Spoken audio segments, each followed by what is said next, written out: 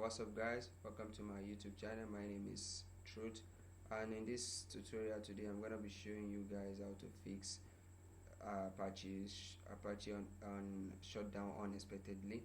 So guys, in this tutorial I'm gonna be showing a quick fix that I discovered.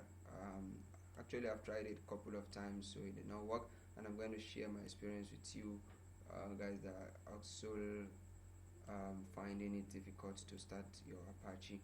So as you can see on the screen here, I try to run Apache. Now you can see it says error Apache shutdown unexpectedly. So in this tutorial today I'm gonna be showing you how to fix this error. So first thing, what you have to do is it's really easy. You have to go to your config and Apache. So you scroll down a little bit, and so you have to change this port.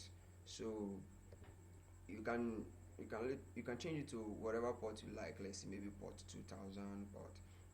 So you just have to change it. So I'm just going to leave it as port 180 and save, close out of that. So start my Apache, wait for it. As you can see, Apache is running.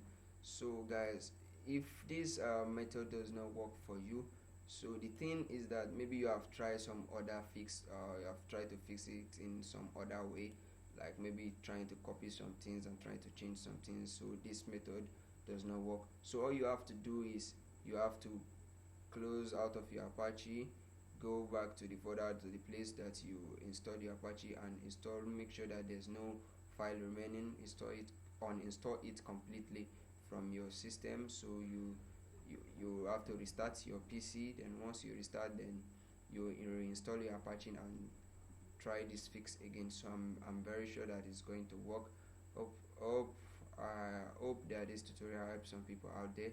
So if this tutorial helped you, so click on the bell button and don't forget to subscribe. See you in my next tutorial. Have a nice day.